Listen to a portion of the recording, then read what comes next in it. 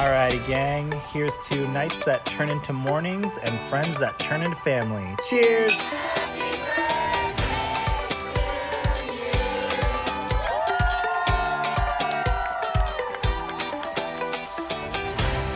Hello, hello. Welcome to the Friendship IRL podcast.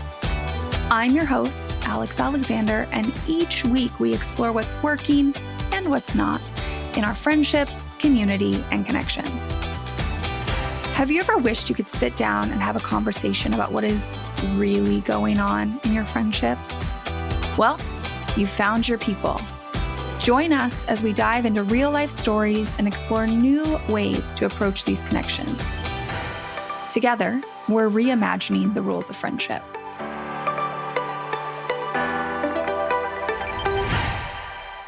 Here's something I think about a lot. The way that being neurodivergent impacts your friendships positively and negatively are so nuanced and so different for every single person. Right? I talk about being neurodivergent on this podcast, but I don't really struggle that much with rejection sensitivity dysphoria. I've also never felt like I have a problem with social cues. But there are things that have impacted my friendships, my communication style, time blindness, executive functioning, object impermanence. All of those for sure have caused an impact here and there. And there are probably some other things I just haven't fully even connected yet. But that's kind of the point. It is so different for every single person. So when I think about the idea of writing a book that is like a friendship manual for neurodivergent people, that's a little mind-bending to me, to be honest with you. Because how do you encapsulate all the beauty and diversity of our brains into one book? Where do you start? How do you make sure that someone else feels seen without flattening everything into one neurodivergent experience that doesn't actually fit most people? That feels like an overwhelming task to me, one I will not be tackling. But the joy of the world is that what feels like an overwhelming task to me is exactly the task that someone else is meant to tackle. And today, we have that someone here on the podcast. My guest is Carolyn McGuire. She is an internationally recognized expert in social emotional learning, ADHD coaching, and relationship development. She is the author of the award-winning book, Why Will No One Play With Me? And her brand new book, which just came out last week, Friendship Skills for Neurodivergent Adults. She also hosts the ADHD Social Playbook podcast. And as someone who is neurodivergent herself with ADHD, dyslexia, and learning disabilities, she brings both the professional expertise and the lived experience to everything she does. For all of my neurodivergent listeners, I hope that this episode makes you feel seen and inspires you to pick up Carolyn's new book and maybe reframe some of the ways that you are approaching your friendships to feel like it's more possible. That's my goal for you. And for all my neurotypical friends out there, this episode is for you too. Don't hit skip, because it never hurts to understand how your friends' brains work and what they might be experiencing. So with that, let's get into it. Caroline, thank you so much for being here. Now that I've just gone on and on and on before I hit record about how much I love your new book coming out, Friendship Skills for Neurodivergent Adults. I'm so happy you love it. And I'm so happy to be here since I've watched like every podcast you've ever done today. And I'm so happy that we have this platform to talk about friendship because it's so important. And it's like the forgotten piece of life sometimes. Oh, yeah. We can prioritize all sorts of other things, especially in a world that like tells us to prioritize other things. And then friendship kind of, I think, slots in there at the bottom, kind of gets forgotten for a lot of people till one day you wake up and you're just like, oh my gosh, where are my friends? Like, I'm lonely. I want this to look different at the end of the day. I want it to look different than it does. And it's so possible for anyone listening who is struggling with friendship. It is so possible for it to look different. I have clients who are in their 60s. I have clients who are young. I have clients of all ages. And life can change. Life has changed for me. My life is not the same life that I started out with in terms of friendship and in terms of the people who understand me and like me for me and not a person who tries to fit in and be everything they want me to be. So, I mean, maybe we go there for a second. What was your previous experience of friendship? Did you feel like it was possible, like it was easy, like it was hard, like you had been burned so many times? I am a cynic, really. Like I kind of come across as like this hopeful, happy person, and I am, but I am also a cynic in terms of, I talk about this in the book, like I know and am aware that 14-year-old Caroline, who was left out a lot and was bullied pretty badly, I know sometimes she steps in and says like, I'm highly cynical of you and I've been burned so many times. And like, she just, I have to sometimes, like I have a whole exercise on sort of like writing a letter and healing that self, because she can take charge and be like, they seem nice, but really they're going to dump you, like she's cynical. But yeah, my early life was really hard. I was bullied. I was in a very, very small school. So I was never able to escape my bullies. Yeah. So I was just like with them, omnipresent. My parents are boomers and they are good parents, but they really didn't get it. So there was just no like removing me from the situation. Like I think if I was dealing with what I was dealing with now, I'd be like, and we're just leaving schools. Like we're moving schools. But that wasn't the case. It was very physical. It was very emotional. I don't know where the adults were, by the way. Like I tell my kids stories and they're like, weren't there people on the playground? I'm like, I don't know. And it only really started to get better in later middle school for me. And then it's been like this journey, this evolution. I was thinking yesterday about my like childhood friendship experiences because I have been reading your book. And so I was trying to decide, like, have I always been, like, I'm a pretty positive, glass half full about friendship now, but have I always been that way? And similarly, I think middle school is kind of when I have like memories of friendship really feeling fulfilling. Like I had friends when I was in elementary school. I did not have the same bullying experience you did. I'm glad. Yeah. I mean, I want to give little Carolyn a hug. So I hear that and I kind of made a laughing noise, but I also am like, where were the adults? Where were they? I don't know. Like the time we grew up in was so different than what kids grow up in now. I don't even remember anyone ever intervening. Like, I'm not kidding. I'm not saying that to be hyperbolic. No. I remember things happening that are bananas. And like, I don't remember any adults around at all. This is a slight tangent, but we're both, ND funsies. So you'll love this. I was watching a YouTube short this morning, and I think this sums up our childhood. Somebody was talking about like, do you remember what you did in spring break? Because I didn't go on trips. I didn't have a full day schedule. Like it was kind of, go outside and play, watch TV, keep to yourselves, don't get in trouble. There just weren't as many adults everywhere. I think in all the the places. We didn't.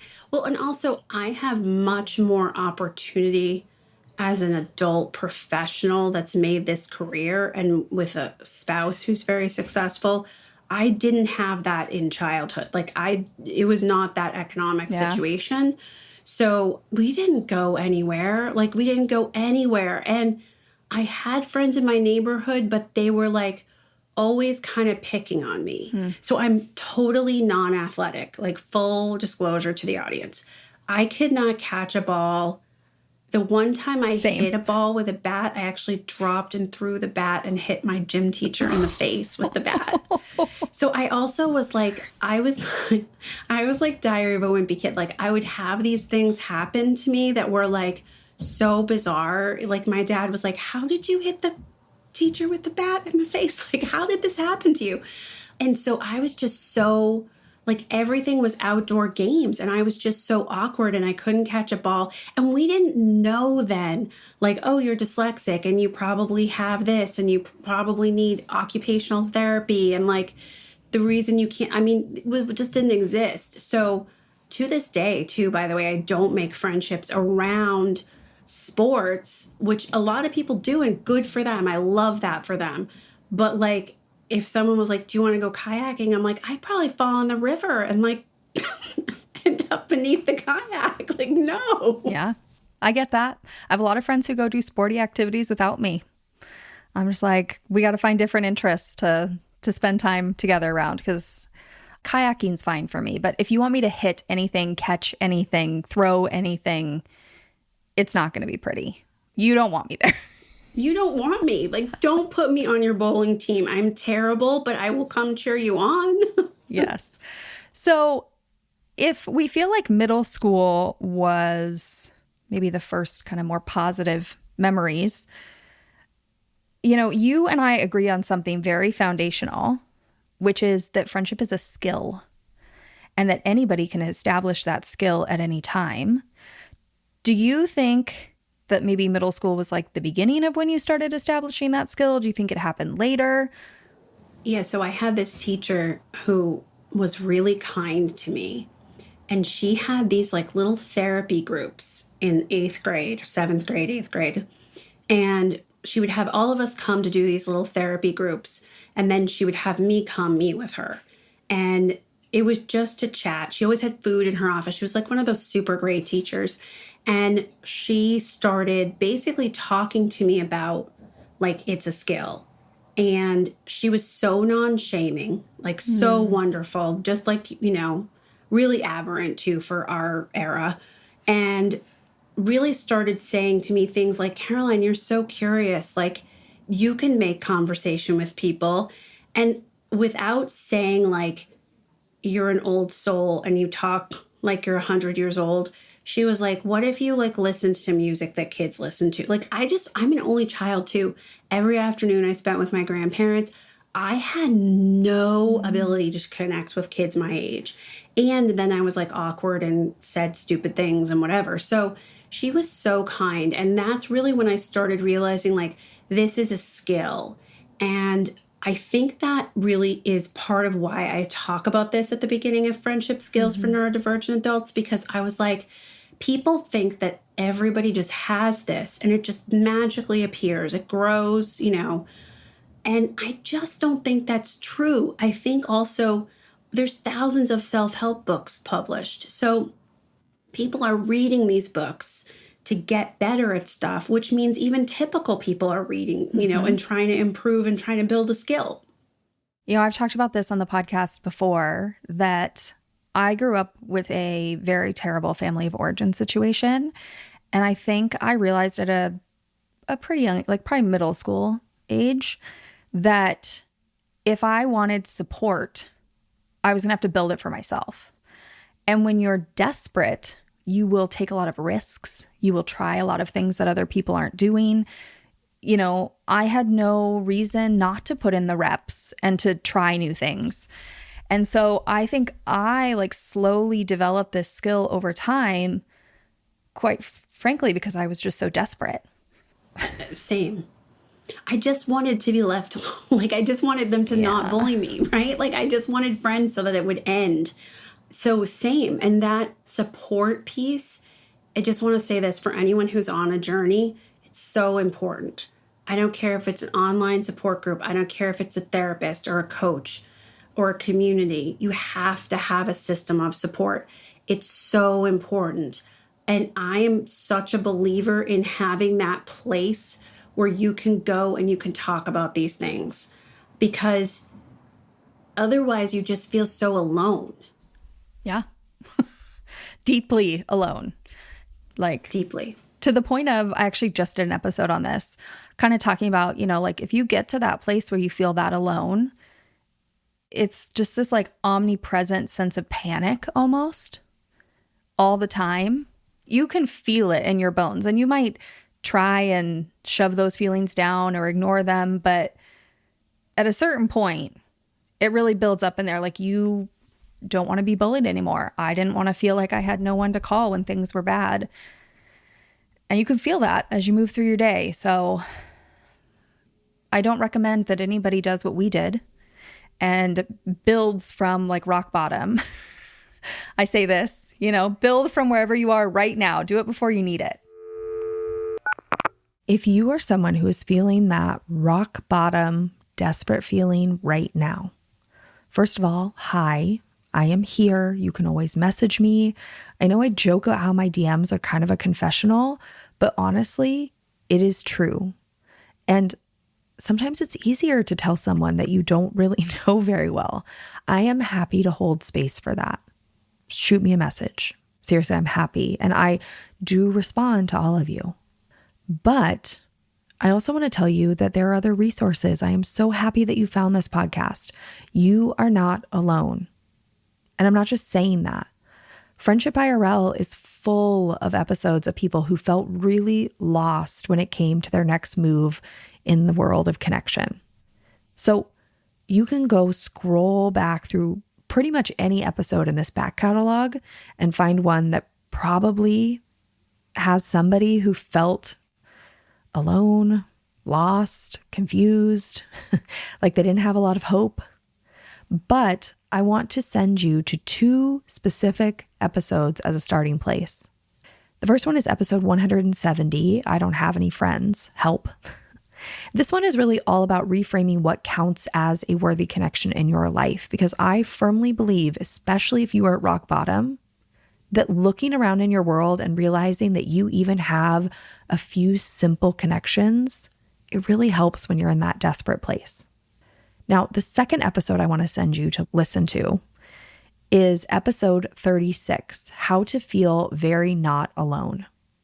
This one's an interesting one. I recorded this one on a birthday of mine that I literally spent by myself. And I cried all day. Not because of how alone I felt, but actually quite the opposite, because I can see all these tiny moments of connection that feel meaningful to me. So go listen, and then I'll give you maybe a new understanding. That's the thing that is little Caroline to today. I'm super authentic. I think that was the thing. I was so authentic as a little kid.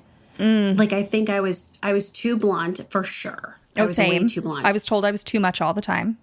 I was too blunt, and I really am a reformed blunt person. So when I meet blunt people, I really do understand them, because there is always a part of me that's like, can we just like skip all this political stuff and like jump to whatever?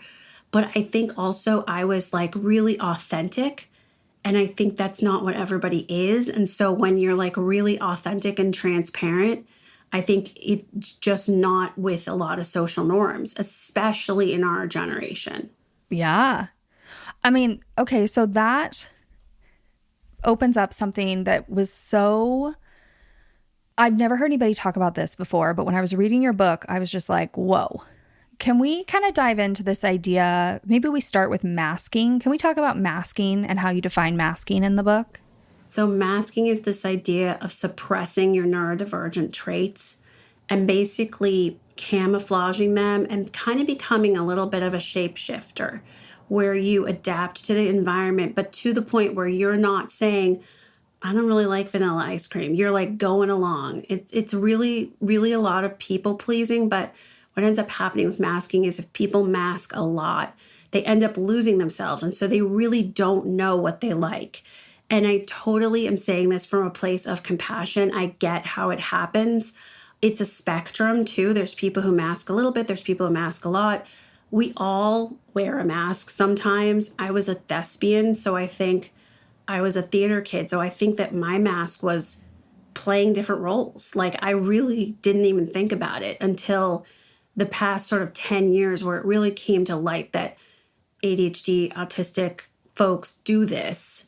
And I think a lot of people do this. I think people do this because they can't survive in a certain environment. And so they have to pretend in order to survive, and they fall into it.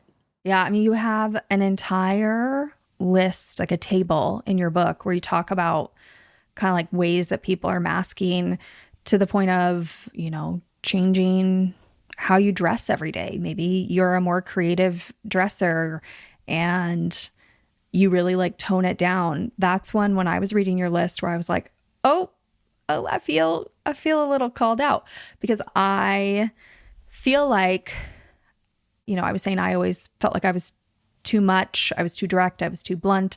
I was like the class president in elementary school. Like I was just kind of a lot in a lot of places.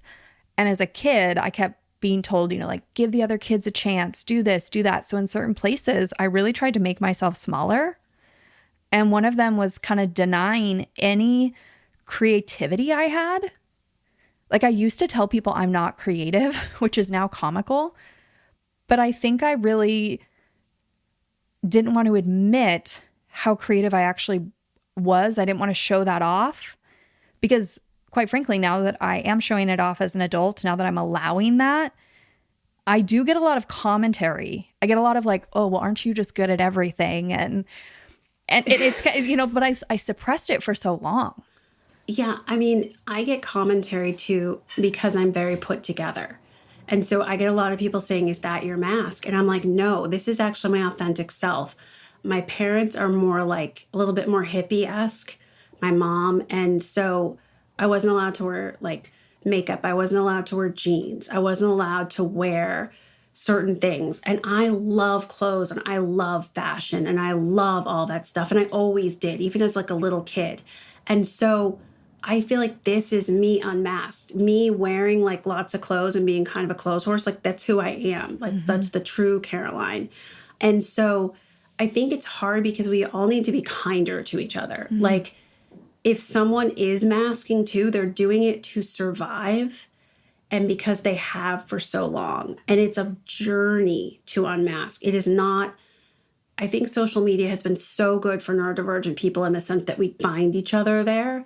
But the one thing I want to say is sometimes people present things as an oversimplification, and unmasking is not simple. This journey is not simple. And so if you're struggling and you need to make micro steps, like that's what you need to do. And, it's so easier said than done, but like, don't let anyone shame you about that because maybe they just don't understand. I mean, in the book, you talk about how masking is a spectrum, and you actually have an exercise for how to kind of look at maybe that creativity example I gave and where, I don't have to like fully unmask per se. Where did I unmask a little bit here and there, and giving myself credit for like the little things. I loved that exercise. I've not seen anything like that. Thank you. I love to invent things. That's where I'm creative. And I really can't stop inventing. Like I've actually created a whole unmasking program since I finished the book. It's like I'm out of control. And I once had someone say like, you just need to stop creating stuff. And I was like, I can't really. Like it comes to me and I just start writing it down. And the creative thing, like it's so interesting because creativity is such a gift and not everyone has it. But I think what tends to happen is people used to give us friendship advice that was very broad and very unhelpful. Be less, be more, be quieter. You don't always have to be the center of attention. And they said these little phrases, but they didn't tell us like, what do you mean by that? What am I supposed to do with that? And I think that's a really big part of what I wanted to talk about in friendship skills for neurodivergent adults. Like I wanted to talk about this idea that like, you don't have to take any of that advice because some of it was just like misguided. And two, we have to find ourselves in order to then find our people. Yes. And you're not going to find yourself immediately. It's like peeling back the layers of an onion almost is kind of how I talk about it with my really good friends. So people who listen to the podcast, maybe they've listened to the episodes where I've talked about this. I don't know, but I am a late diagnosed ADHD. So I found out at 30. And at that point, I had some like very, very established friendships where I think sometimes I was really comfortable with them and I would let my guard down. But like, let's say we were in a group setting, maybe I was masking more. Again, it's no all or nothing situation. There were moments where my friends saw things. And when I got diagnosed, I think suddenly certain places where I really was masking a lot, I started to calculate, as you talk about in the book, like, do I even want a mask here? Right. Do I want to do this anymore? I can choose to do that. Maybe that works in this setting. But I am now 6 years into my diagnosis. And even last week, one of my oldest friends looked at me and she goes, another layer of the onion. Because that's how we talk about it. Because something that I had just been doing for a really long time, I kind of was like, well, here you go. You get to see this side of me now. And she now finds it like fascinating to see the layers of the onion get unpeeled a little bit. And that's just like how we refer to it. Now, mind you, another thing for people to know, she's neurotypical. Well, I'm glad you brought that up, though, because so I talk about this in the book. There's this misnomer, as far as I'm concerned. I agree with you. People should only be friends with neurodivergent people. And I want to say to you that one of the people who is so good to me through my book launch party for Why Will No One Play With Me, my first book, is ever patient with me, never shames me, is the first person to say, well, I think that was really mean what they said, and I don't care that you blurted and interrupted, that was rude, is one of my closest friends, Kendra, who I end the book talking about, who is typical. And I think part of it is just she's a kind person, right? She's not judgy in general. But I think I want that choice. So I talk about this. If you want to be friends with neurodivergent people solely, that's great and that's good for you. But I want people to have a choice. And that's my big thing in general. And I love that you're peeling the layer of the onions.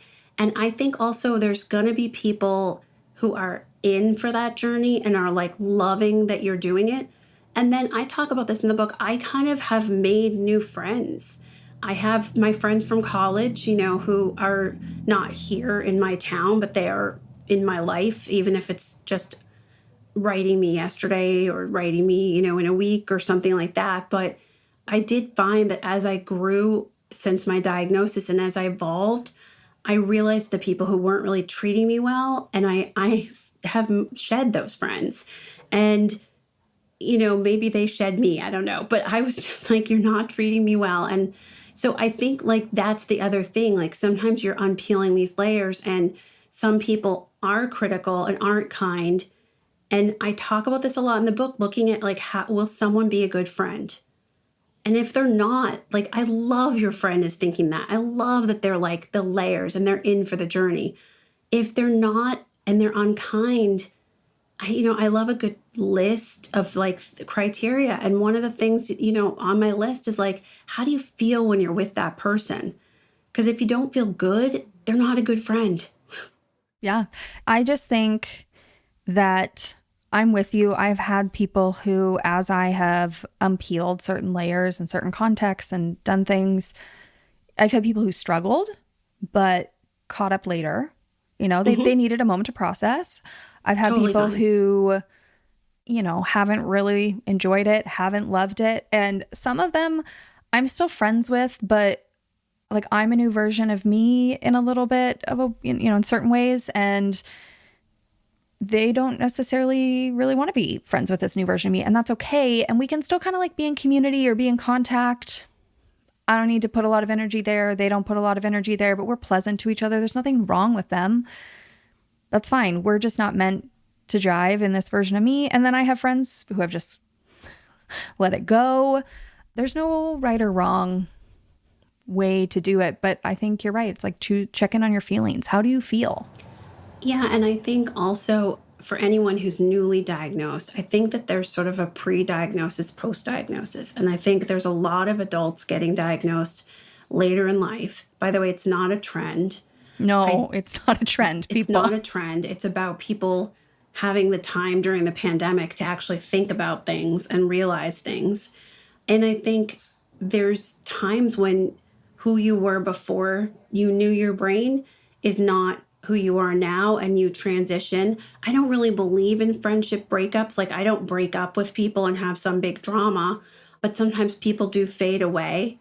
And I hate the whole ghosting thing. I hate this trend of ghosting and being unkind. It's just, I don't get it. I mean, I deal with it every day with my clients, but I don't get it. Mm-hmm.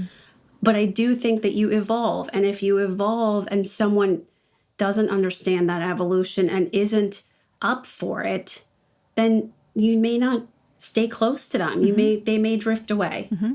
Yeah, and you may put your energy somewhere else. I was just talking to somebody else about this, of like, you were saying you made some new friends. Sometimes the easiest way is to actually like redirect your energy towards what you need.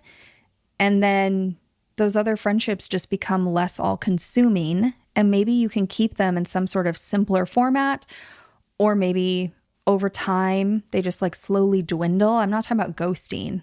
I'm talking about, just like, I knew you were, but I just wanted to say, no, like, I know it's out there and it's so sad and I get it. I just don't. No, I know, I was not talking about that, but I'm remembering our audience. And sometimes we got to put like very direct words to our listeners today. So I wanted to be very clear that it's just like putting less energy over time, and slowly that friendship kind of becomes less all consuming. I have definitely done that with some friendships. And I want to say this too. People always resist this advice. So your audience is probably going to resist this advice, but it's good advice. So I have to say it. If you're embarking on a journey to make friends and you're picking up my book because you're like, I want more friends in my life, I'm lonely, that's awesome. And this gives you everything you need to know about friendship and how to make friends using our brain and using interest, which is our fuel. Yep. But have multiple irons in the fire. Yes. Like, no. Oh, that is like... Seek multiple venues, seek multiple groups, seek multiple people, because otherwise, it's easier to be trapped. Being trapped like we were as kids comes from, I'm in an environment, I'm in a situation, I can't get out, and I feel so dependent on these people. And I don't want that for you. Second, a lot of times people put months and months and months into a group, and then the person moves away or disappears that you're really cultivating and that you like. Or they turn out not to be your people, And in that case, you feel so defeated. And so everybody resists this advice. I even get DMs from people that are like, get away from me with this advice to like meet multiple people and do multiple things. It's too much work. And I'm like, look, I know it's work and I know that you don't want this advice, but it spares you that feeling of like, oh my God, I've invested so much time in this and then it didn't pan out. Well, good news, Carolyn, is you have found your people here, because that is probably one of my top 3 like core things I talk about, is not putting all your eggs in one basket.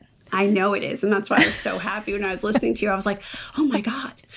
So I don't think you're going to get much pushback around here, because I pretty much talk about that in every episode. So if anybody's stuck around for more than one episode, they've heard me talk about that. I agree with you. It's like when you are all dependent, as you said, on one person, one group, one everything, you don't have any ability.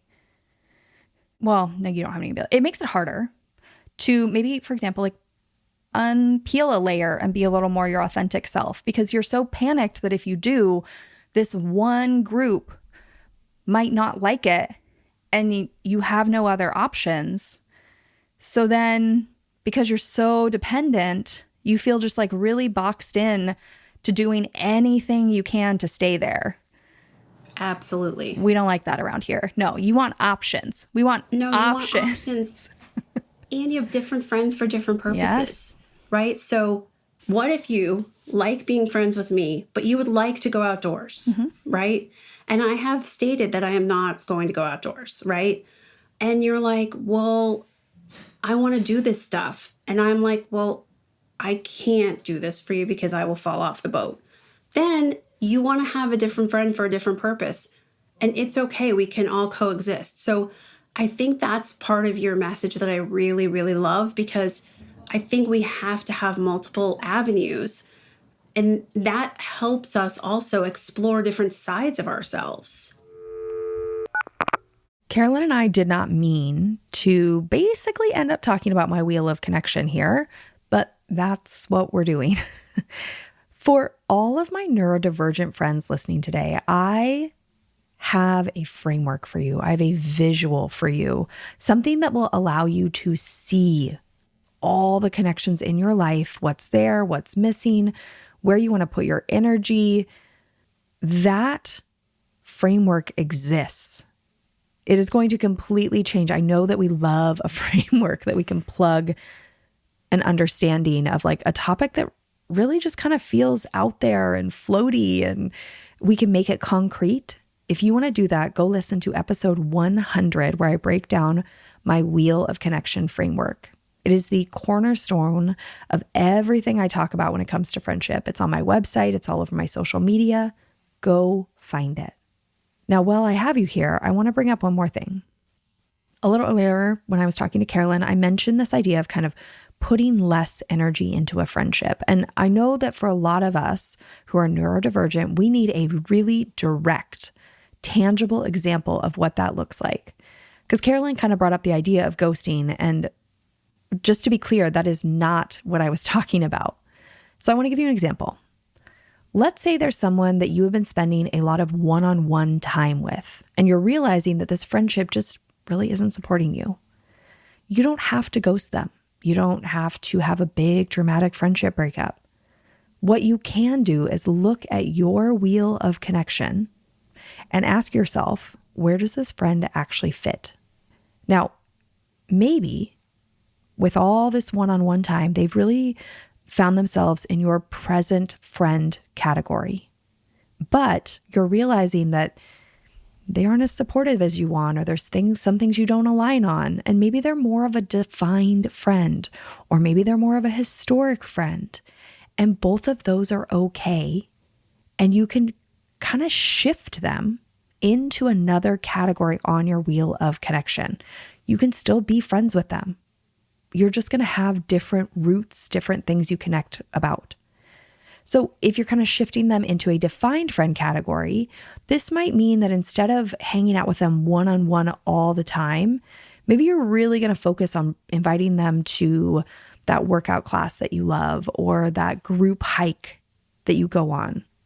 You're going to put a little less pressure, a little less expectation on the friendship. You're going to still allow them to be a friend, to be a part of your broader community, and allow that to be enough. If you're going to shift them into a historic friend, that might mean that you stop trying to do a bunch of new things together one-on-one, and you just let it be what it is. You get together every once in a while, you catch up, and that kind of becomes the expectation and the new norm, and that's totally fine. I go even deeper into this in episode 12, which is all about my roots of connection framework, which is another framework that our neurodivergent brains love because it will allow you to understand how you are connected to the people in your life. My final thing to tell you is that if you want a full breakdown, like the most complete breakdown I have about these two frameworks, then you are going to want to get my new book. Are We Friends Yet? Is releasing on June 16th. And if you are not already on the wait list, or if it is after June 16th and it is out, then head to alexalex.link/book. It's in the show notes to make sure you get your copy today. We are so aligned in all the places. I love it so much. There was a concept in your book that maybe kind of aligns with this. I don't know. We'll see. But you talked about this idea of unmasking, which you and I, if you are anywhere on neurodivergent social media, there are endless posts about unmasking. Talk to me about this idea of like unmasking versus adapting, because I have not seen anybody talk about that. And I read it in your book and was like, whoa, this is a whole new way to think about this. I'm so glad. I'm so happy. Okay, so I think that we all adapt in life, and we all have different sides of ourselves. And what I mean by adapting that's different than being masked is adapting is like a temporary thing, right? It's a choice. Like I'm choosing to, so here's an example I always give. That really close friend of mine who I end the book talking about, Kendra, had a 50th birthday at 8:00 at night in January in downtown Boston. Now, she really, really wanted this party, and I understand why, and sometimes we have to give ourselves things. However, I really like to go to bed early. I'm always tired. I'm always catching up on sleep. I'm not really a night owl. I don't drink, so I'm not really like into certain scenes. But I adapted and I went because it was really, really important to her. And I'm glad that I did. I actually ended up having great chats with some people. But, that's adapting. It's temporary. I made a choice. I don't feel so uncomfortable. I make allowances. And I'm going along with people, but by choice, right? Not, I feel powerless and I have to do this. And it increases my stress and I don't feel like I have any choice. And I don't feel like I can show my authentic self. Mm-hmm. Because I told her, like, it's late, but I'll definitely go, like I wasn't like hiding it. And I think that's one of the big differences. I think that when people talk about masking, they talk about it in a very all or nothing way. They talk about it as if shedding your mask is going to be like overnight, which I don't think is true. And there's sort of this lack of discussion of like, we still sometimes adapt. One of the analogies I have is like food allergies. A lot of people have food allergies now. So if I want to go for Chinese food, but someone has a garlic allergy, I'm not like, well, that's too bad. You won't have anything to eat, but you can come with me to Chinese food. I'm like, oh, okay, let's find a different place. Yeah. And that's adapting. And that's also what we do in life, right? So I think that we adapt in degrees. We look at things in different situations. We sometimes feel like this person is safe and I can say something to them. And then sometimes we feel like this person isn't safe, so I'm going to keep my thoughts to myself. And so that's one of the big distinctions. And I feel like sometimes when we talk about masking on the internet, it's really not taking into account the fact that even if we're unmasking, we can still adapt and we will still adapt. I think this is maybe you have a lot of important concepts in your book, but this one I think is so important because as you're talking about it, I'm just thinking, when I have my friendships with my neurotypical friends, what I hope is that they adapt to me sometimes, right? So an example of this, and I've talked about this on the podcast before, is some of my neurotypical friends, when I get really excited, right, and I'm info dumping and I'm seeing all the patterns and I'm just throwing this out and I'm like leaping through conversations, right? All of a sudden, I was talking about, I don't know, friendship. And in my mind, I see the connector, but suddenly I'm talking about AI. And then I'm talking about dinner plans 3 weeks from now. And they are just like, excuse me, how did we get here in 90 seconds? We, again, have like a code word where they'll be like, hey, circles. Like, where are we going? Yeah, like they're like, you're talking in circles and I don't know how we got here. So can you give me the connectors that you had to get there so I can catch up? And in my mind, like that's them adapting to me. That's not them telling me, don't do this, we can't keep up with you, anything. It's them saying like, hey, I want to track the conversation. But I'm not tracking it right now. But I'm not tracking it. So can you please just like real quick, give me the connectors so I can put all these pieces together? And I think as neurodivergent people, like we hope, we want our friends to adapt that way. So I love that you talk about us also figuring out how to adapt in a way that feels good and not like we have to be permanently up past 8 p.m. all the time. And I think like for conversations, I love that you guys have a word for it. I call it like throwing a flag up where you're saying, I'm going to info dump right now, or I'm going to do that ADHD thing where I'm going to tell you a story and the story is going to seem like, why are you telling me this story? But I'm going to loop back around and there's really a point. And I think that's the other thing. If we do that, if we go on a side quest and we're like, this side quest is worth it, I promise, then people can come with us and they can track what we're saying. And I think sort of the all or nothing thinking of the internet is sometimes like, well, we shouldn't have to explain ourselves. Except when sometimes I am going in circles, sometimes people can't follow me. They literally don't know what I'm trying to say. And I think also people are willing to take that ride with you if you flag it a little bit and say, like, I'm going to info dump. I'm going to share this with you. Like, there's a point to my conversation. I just also feel like they're adapting to me. And that is something that's come out in research. There's a lot of mismatched communication is part of the dilemma. And so what that research shows is that if you explain to people, like, the way I process is this. And so I kind of need all the details first, and then I can make the big picture. They tend to not think, well, this is so out of the blue. This is so random. This is so different than how I think. And they tend to take the journey with you. And so I am all for explaining stuff and sort of having those code words, because I think it makes it better communication, and it ends that mismatched communication problem that I think is a big problem for us. Oh, such a big problem. And, the beautiful thing about your book is that sprinkled throughout it, you have all of these like self-advocacy strategies for people, including some pretty bold ones. Like at one point in the book, you tell people, if you're really struggling to determine if somebody wants to keep working to develop a friendship, ask them, like, do you want to be my friend?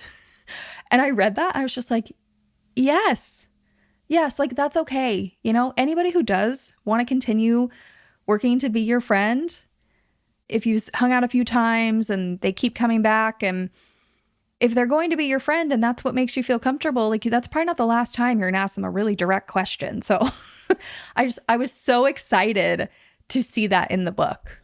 And I took a lot of stuff from the dating world, because there is really no research on neurodivergent friendship. Like they don't study that. They don't study us. They don't do it. They study like little kids. And so there were times when I was like, I need to figure out a path for this. And I have a few clients who have seen me for friendship, and now they're in the dating world. And so I'm helping them with dating. And I read a bunch of research, and I talked to actually a couple of matchmakers and a couple people. And I was like, there's advice in the dating world that we don't apply to friendship that's like really good advice. And some of that is that finding your people and curating things. Like think how much time we spend about our partner. Like my clients like spend a ton of time on a Hinge profile, and then they go on a date, and then they change the profile. And that's awesome. We spend almost no time thinking about what we want in friendship, and also in saying like, what are the things I need? If I need to be more transparent, do I need to say to certain things? Do I need to sort of self-advocate and ask people questions the way we would in dating? We wouldn't go on 18 dates with someone and then finally say, is this going anywhere? Like we would ask. Yes, I never thought doing this much work in friendship, I would spend so much time thinking about romantic relationships. But you kind of have to, because the romantic relationship is so all-consuming. And then you and I are over here trying to get people to have friendships. And you're just like, okay, well, what are we doing over there that we're not doing here? Because there seems to be some mismatch. So I'm with you. I think be direct and ask. And I think also I have a whole section on signs you're making progress. Because I feel like a lot of people are super anxious and they're wondering. And so I love a list. I love a list of like, and I collected them from people. Like I interviewed a lot of people for this book, and some people didn't want to be mentioned. So I'm sad because they didn't want to be mentioned, but I really want to give them credit. And there was so many things that people contributed to me that really were things like just ask directly, or if you ask someone to do something after you've been meeting them in a group and you've been enjoying them in an activity, ask twice and then let it go. And if they don't say they want to do something again or something outside the activity, like give it some space, because we need answers to those kind of questions. And we need to just even have like a baseline, what am I doing here? How many times am I asking? Yeah. I mean, you have throughout the book so many of these self-advocacy type things, like similar to the just ask, right? You have ones about social cues. If you're having a hard time reading a room, talking to your people and being like, hey, I need more facial expressions. I need more like nodding, yes, no, more direct. I am happy with this. I am sad with this. I don't like that, whatever. Yeah. I mean, you had ones, I'm trying to think about explaining communication styles to people, like kind of how you mentioned earlier, hey, I'm in an info dump now. Yeah, I call that a communisplation, where you communicate your needs and you give a little explanation and you're like, I'm an anxious person, so I need to know, I just did this. I have something next week and I was like, I can't really do this. I'm an anxious person. Like I can't really do this thing where I'm going somewhere at a time I don't know to do a television spot that I don't know what I'm talking about, like in a place I don't know. And I was just like, I can't do this. So I have to ask. I have to say, hey, I'm a person who's anxious and I need to know stuff. So like, I need some details here.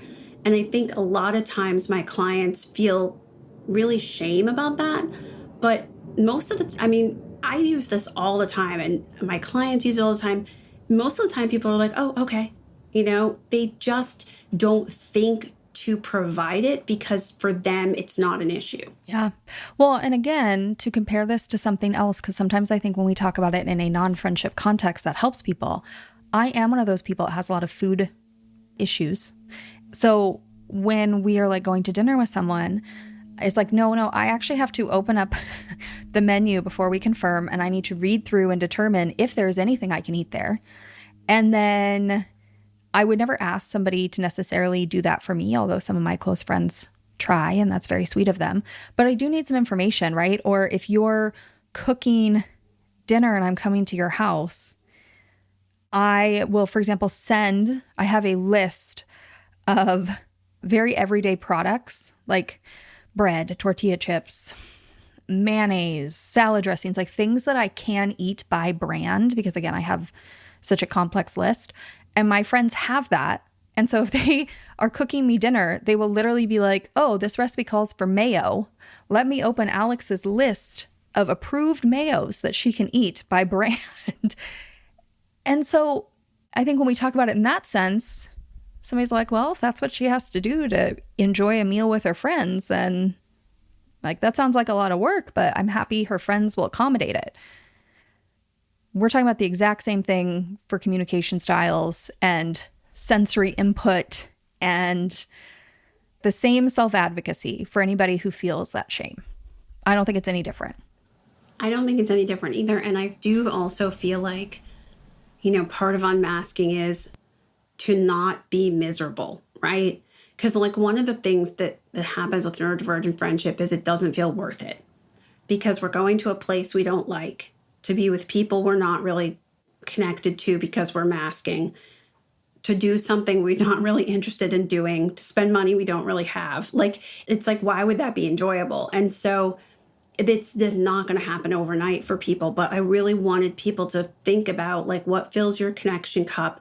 What do you need? And it's very much the same as what kind of mayo. By the way, we have like 3 different jars of mayo in this house because when I serve my family, we don't have allergies, but my extended family have a lot of preferences, especially those who say they are not neurodivergent and is only my generation and below. But yet I cannot serve a ham without Cane's mayonnaise. But if I don't also have another brand on hand, other people won't eat. Like, they have a lot of preferences. And so I feel like this is part of it, is like, we have to sort of come to understand things in these contexts. And I love the idea of the allergies because I think it makes people feel better about things. I wouldn't ask you to eat something that endangers you. Don't ask me to sit in a, outside venue that's going to hurt me sensory wise and where I'm going to burn to a crisp because there's no shade, like it's the same thing. I have another neurodivergent friend, to give another example to everyone. She has like auditory processing, like auditory sensory stuff is really intense for her, to the point where when I voice memo her, I really try to make sure I'm in a quiet environment because the background noise I know makes it incredibly hard for her to hear what I'm saying, right? That's a small adjustment I'm trying to make for her. Another thing is she has made it very clear. She's like, hey, I would love to go on a walk. I would love to hang out at your house. I would love to go paddle boarding. I don't want to go sit in a loud restaurant. Same. We could talk and I will try so hard, but we will walk out of there and I will just be so overstimulated that honestly, the next day I will wake up and I will have no concept of what we talked about. I will not remember any of it. And then I'll pay the price for a couple days because I was so overstimulated. So we just don't hang out by ever going out to dinner. And it's not that hard. We have so many other ways we can spend time together. But I know that's not, if I'm going to invite her and her boyfriend over and I want to do dinner, we got to do it at one of our houses. We're not going out anywhere. I think there's some myths in friendship that were like perpetrated, and I blame the media, but I think they were sort of passed down to us as kids. And it kind of is along the lines of the you're too much, shrink yourself into a box. And one of them, I think, is like, you can't ask for stuff. You should know this already because you're an adult, so you should know this. I don't think so. I think that we learn over time. I don't think we learned these skills. I don't think we knew our brains. And I think, like, you can't ask for stuff. A doctor said this to me, and again, I'm not allowed to quote him, but he was so brilliant. He said, Caroline, he said, if you being late really makes someone so unhappy and miserable, then maybe they're not your people, right? If you, needing these food things is really such a big deal to someone, then they're not your people. Mm-hmm. And I think that's like a new mindset. And I'm not saying it's going to happen overnight for people, but I really try to sort of stress in the book that, like, you get to have a choice in friendship and you get to ask for stuff that you need. And that I know this takes confidence, right? And I think that's the piece that we don't talk about enough. And I know that takes time to feel confident enough to ask. But I do want people, like, maybe someday you'll be thinking of this and you'll think, oh, Alex and Caroline said, like, it's okay to ask. Because I think that's a piece that has held us back from having those real authentic connections, because your friend is miserable, right, at an event where she's not able to even process what's happening around her. How is she going to have a good time and have real friendship connection? Well, and I would take this a step further. For anybody who's concerned about asking, I would tell you that that friend who doesn't want to go to a restaurant, I love that I know that fact about her. I love her. I am so grateful she shared that with me and was vulnerable enough to tell me.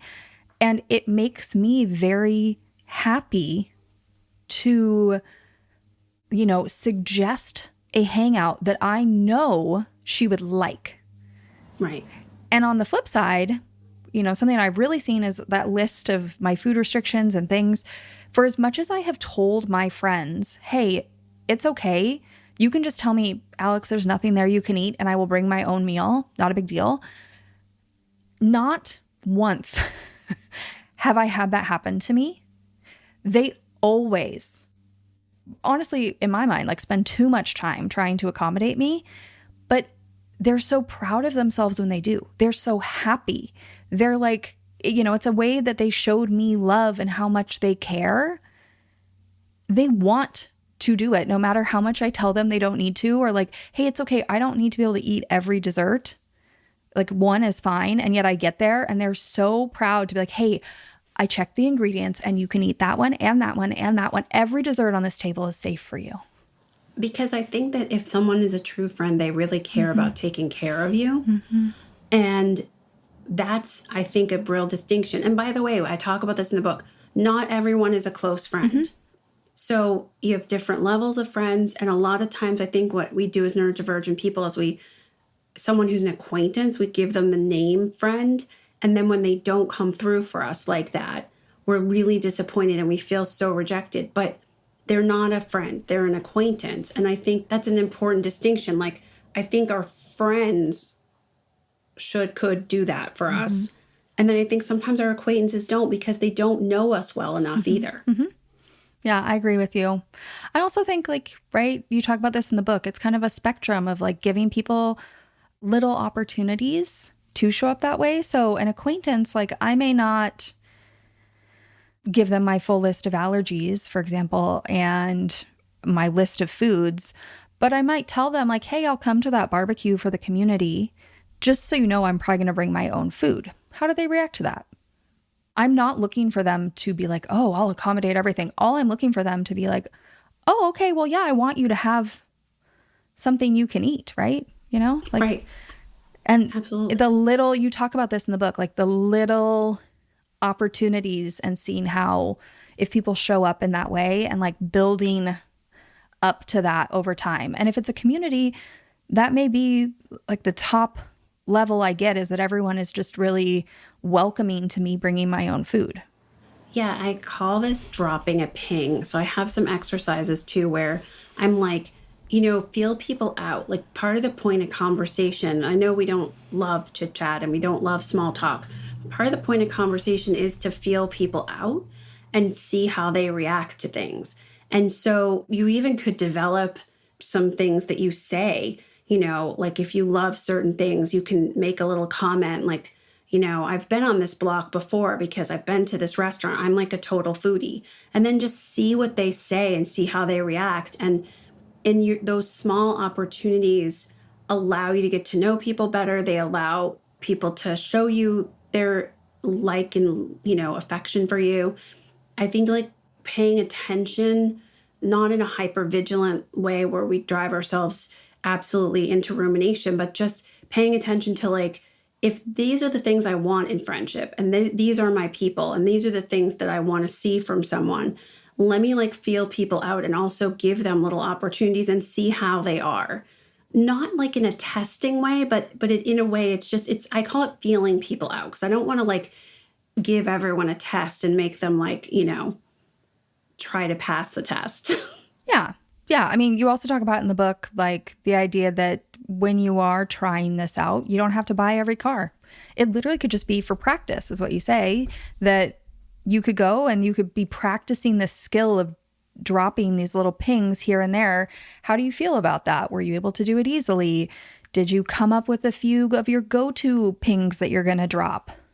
You don't have to walk away with a really close friend from every single one of those. Yeah, I like the idea of practice, because sometimes we really get set on like, I'm going to go to this event, I'm going to meet people, kind of like dating, and I'm going to like come away with this great like close friend. And that doesn't always happen.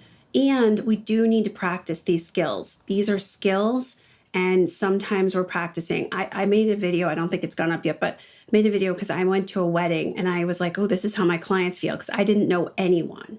But I wanted to go because that's like the nice thing to do. And I love the bride and I actually love the groom. And I've watched their journey and I'm so happy for them to have this like second opportunity at love. And I went and I like had my conversation starters, and I had some people that I was going to get her a gift, and I wanted to like find her sister, find some people. And I used that as an excuse to just like chat with people like, I've heard all about you. You're her cousin Lou. I'm, one of her friends.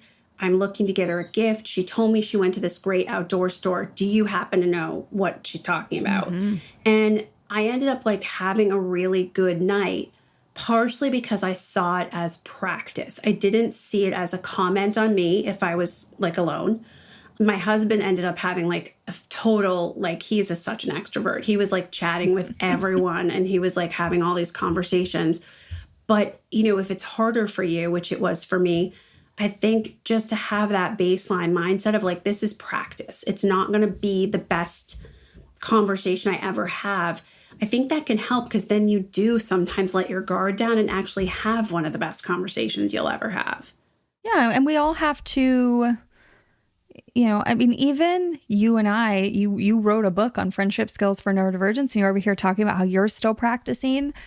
I practice all the time. Like, in fact, I don't know if you feel this way, because I talk about this, I almost feel like I have to practice more. Like I have to put myself in situations that maybe I don't really feel like I need to do that, but I tell people to do that on the internet all the time. I'm like, if I'm going to tell people to do that, I got to go do that. I'm practicing all the time. I'm messing up all the time. Oh, absolutely. And that's something I talk about too. Like, I think we have to forgive ourselves more and move past this idea that it's going to be perfect, because it's not going to be perfect. It's not perfect for me. One of the things I say in the book is like, I'm not pretending I have the best social skills of anyone. I'm just the person who thinks about this all the time. Yeah, same. Yeah. And the more you practice, the better you'll get at your own, like unique way of doing it. Because also the way you show up and the way I show up are going to be totally different.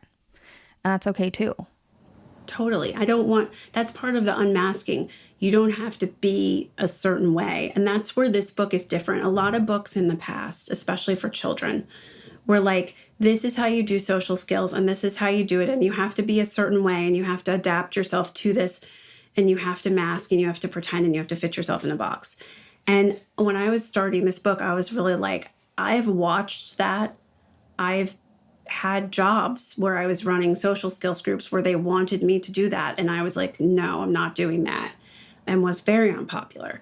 So I just was like, we have to get past that. We have to stop thinking that there's one way and that if you don't meet those expectations, like you're done.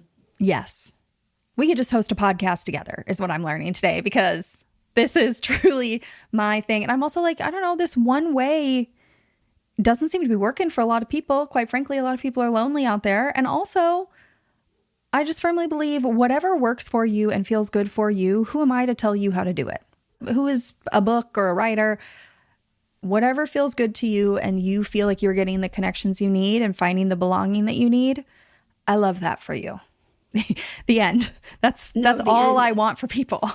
No, that's all I want for people. And I also think like for us as neurodivergent people, like I think we do friendship differently and I think we think differently.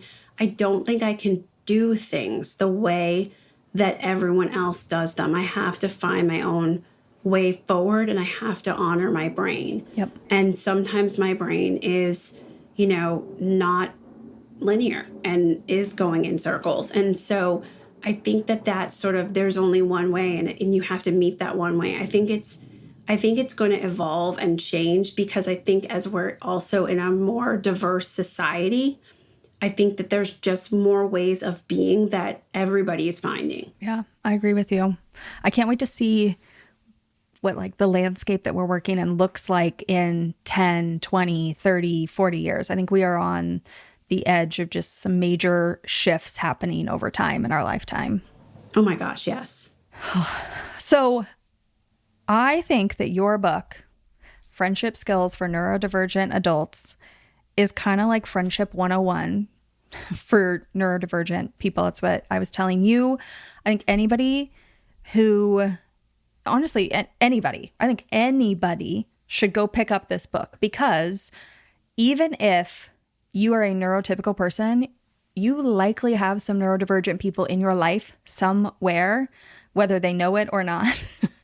And it can't hurt to understand what other people's brains look like and how to adapt better, like we were talking about. So, I mean, definitely if you are neurodivergent, go pick up this book. But I think that anybody should go pick up this book. I love that. Can I have that clip? Yeah, absolutely. Awesome. Look, I think that we haven't had a path forward. And a lot of people are very lonely. And I think one reason that they're lonely is that we as a society have shifted. And there's a lot in this book that's just like, this is how friendship works. And this is how meeting people works. And this is how there's the different options. And then you get to choose. I was thinking of it like a game show. Door number 1, 2, 3. And then you get to look at the different doors and you get to choose what door works for you. And that's really what I'm all about. And that's kind of how I live my life. As a parent, too, I remember looking at the way people parented and I was like, not door number 1, not door number 2. Ooh, 3 looks good. I think it's important to have those different options. I agree with you. And luckily, you have contained them all in one book for people, or at least a lot of them. I mean, you cover so much in this book. Carolyn, I want to thank you so much for being here today. I'm really excited for this book to get into people's hands. And I hope that people message you, message me. I'll pass it on to you. Oh, yay. I want to hear what people think when they read this book. I do too. I really mean it when I say people, please message me. I always DM people back. I always write people back. I really enjoy hearing from people. And sometimes too, I can clarify something in like a second. Somebody wrote something on YouTube tonight and I was just like, oh no, like this is what I mean. And they were like, oh my God, that clears everything up for me. Thank you. And I'm like, no problem. That took like 20 seconds. Yeah, we are real people here behind the microphone. We love to chat it up with people. That's the best part. I get connected to all these people out in the world, but we would love to hear from you. Love to.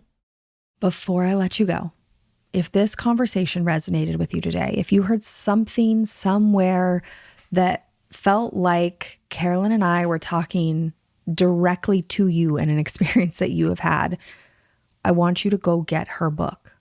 Like right now, go order it, go request it at your library, go find it on Libby, Audible. Friendship Skills for Neurodivergent Adults.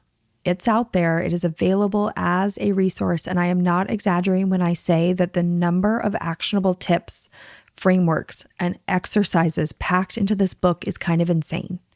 It's not just like a sit and read it and shelve it in the back of your head kind of book. This is a sit down, do the work, reference it again and again and again as you keep making shifts in your friendships and connections. It's that kind of friendship book. It belongs front and center on your bookshelf. And I say that genuinely. Now, if you are neurodivergent and you have listened to this episode and you're like, oh, I want more conversations like this, I got you, because I have more episodes about being neurodivergent in my catalog. Go listen to episode 40, where we talk about the concept of strawberry friends with Sadie, all about forming supportive friendships while neurodivergent, and the idea that most of us are performing friendship instead of actually experiencing it, and how to shift that. You can go listen to episode 54, Navigating Friendships with ADHD with Charlotte. We talk about, the forgotten text messages that sit there from weeks, months, the chronic lateness, the morning after shame spirals, how those are not character flaws. They're just part of the ADHD experience. And then episode 144, Writing Your Own Friendship Manual with Lee Hopkins. Lee is a late diagnosed autistic adult who masked for decades and now has kind of rebuilt everything and come out on the other side. There's so much hope in this episode. Also, if there are topics that you wish I talked about when it came to neurodivergence, conversations you want me to have, tell me. Seriously, my DMs are open. I would love to know what you want me to dive deeper into. And with that, I'll see you next week. Thank you for listening to this episode of Friendship IRL. I am so honored to have these conversations with you, but don't let the chat die here. Send me a voice message. I created a special website just to chat with you. You can find it at alex.chat. You can also find me on Instagram. My handle @itsAlexAlexander, or go ahead and leave a review wherever you prefer to listen to podcasts. Now, if you want to take this conversation a step further, send this episode to a friend. Tell them you found it interesting and use what we just talked about as a conversation starter the next time you and your friend hang out. No need for a teary goodbye. I'll be back with a new episode next week.